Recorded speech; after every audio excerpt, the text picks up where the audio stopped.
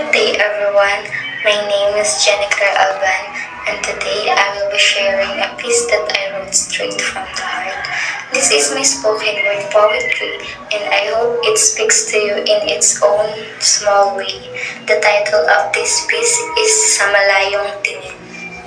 Sa malayong tingin.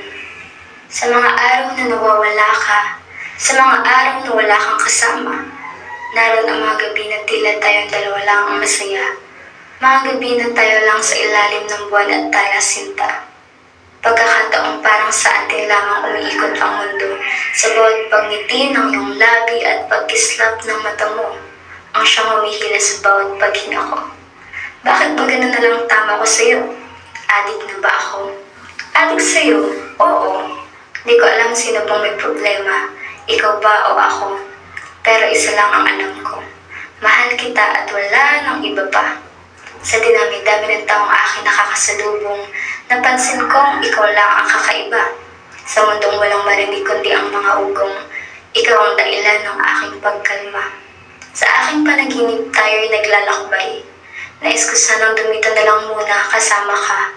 Ngunit batid ko naman na hindi na mahihintay pa. Handa ko na bang isara ang ating huling pahina? Mga alaala na inukit ng panahon, magiging mag-isa na lang sa kawalan. Pag-ibig na hindi na kayang iahon, ngayon nandito na sa tinatawag na hangganan.